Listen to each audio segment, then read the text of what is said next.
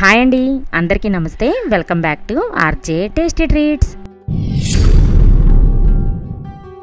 ఈ సమ్మర్ సీజన్లో అందరూ చల్లగా ఉండే డ్రింక్స్ కానీ చలవ చేసే డ్రింక్స్ కానీ తాగుతూ ఉంటారు. వాటితో పాటే ఇలాంటి సింపుల్ రెసిపీస్ని చేసుకొని తినేయచ్చు కూడా.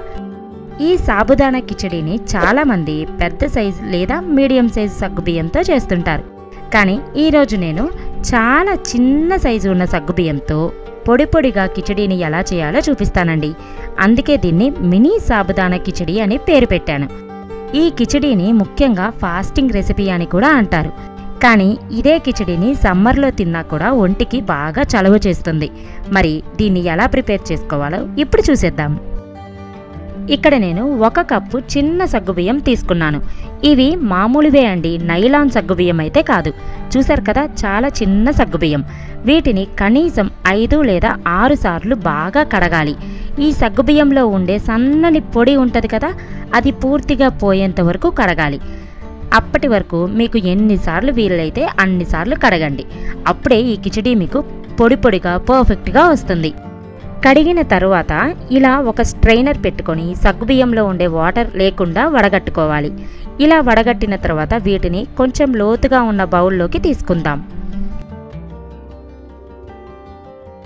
ఇప్పుడు 1/2 కప్పు వాటర్ని ఇలా చుట్టూ స్ప్రెడ్ చేస్తున్నట్టు కొంచెం కొంచెం వేయాలి. ఇలా చేస్తే సగ్గుబియ్యం అన్నిటికీ వాటర్ సరిపోయి బాగా నానుతాయి. వాటర్ వేసిన తర్వాత ఒకసారి కలిపేసి మూత పెట్టుకొని కనీసం 6 లేదా 7 గంటల పాటు ఖచ్చితంగా నానబెట్టాలి. ఓవర్ నైట్ నానబెట్టాల్సిన పని లేదు, 7 గంటలకి చక్కగా నానిపోతాయి. ఇక్కడ నేను కరెక్ట్గా 7 అవర్స్ పాటు నానబెట్టుకున్నాను. చూశారు కదా, సగ్గుబియ్యం పూర్తిగా నానిపోయింది.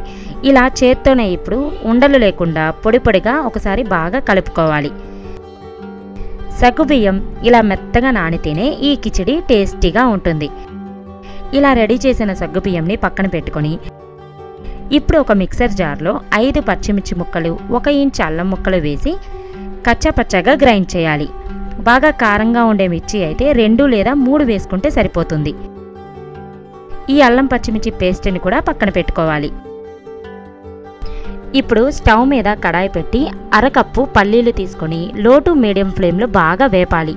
ఈ కిచడీ టేస్ట్ మొత్తం ఈ పల్లీలతోనే ఉంటుంది కాబట్టి సన్న సెగపైన వీటిని బాగా వేపాలి. ఇవి బాగా వేగి ఇలా పొట్టు ఊడుతుంది కదా, అలానే మంచి స్మెల్ కూడా వస్తుంది.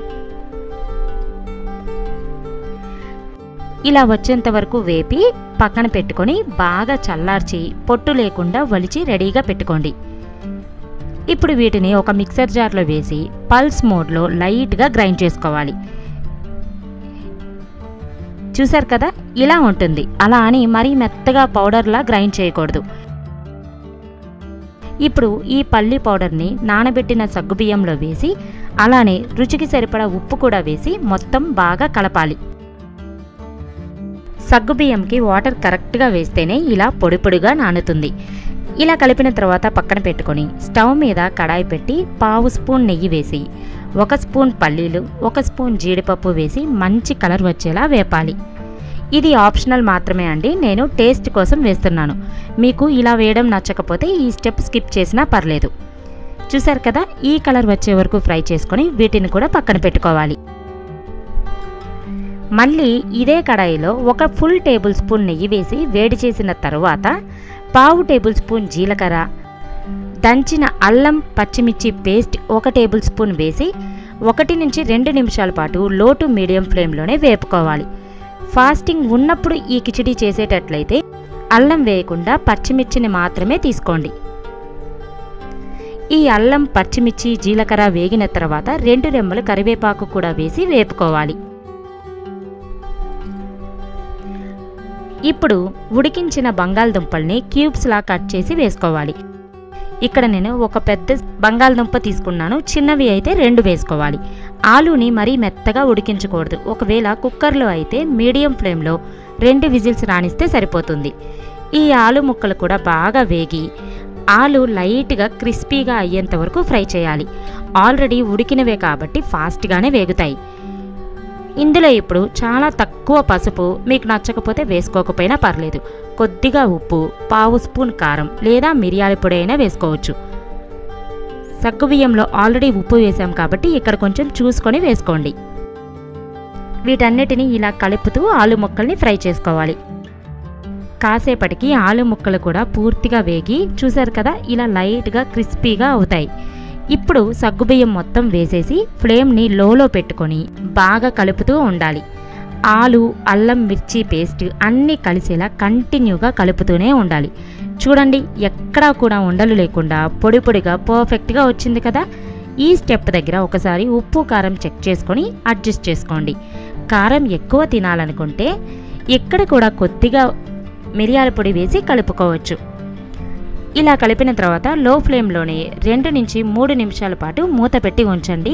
ఫ్లేవర్స్ అన్నీ సగ్గుబియ్యంకి పట్టి కిచిడి టేస్టీగా ఉంటుంది. 3 నిమిషాల తర్వాత కొద్దిగా నిమ్మరసం వేశారంటే ఇక ఈ కిచిడి టేస్ట్ ఎంత బాగుంటుందో తిన్నాక మీకే తెలుస్తుంది.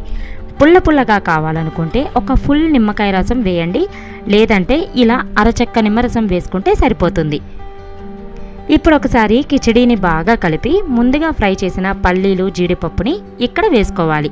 తినేటప్పుడు కరకరలాడుతూ చాలా బాగుంటాయి. కిచిడి అయితే చాలా చాలా యమ్మీగా రెడీ అయిపోయిందండి.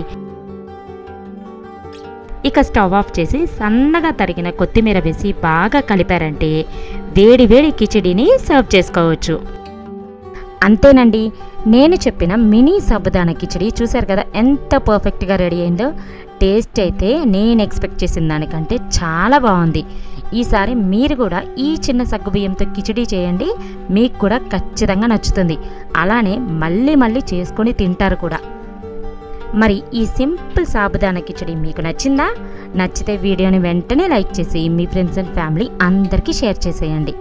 అలానే మరెన్నో ఇంట్రెస్టింగ్ రెసిపీస్ కోసం ఇంకా నా ఛానల్ని సబ్స్క్రైబ్ చేయని వాళ్ళు ఇప్పుడే సబ్స్క్రైబ్ చేసి బెల్ ఐకాన్ని క్లిక్ చేసేయండి. మరో ఇంట్రెస్టింగ్ రెసిపీతో మళ్ళీ కలుద్దాం. Thanks for watching.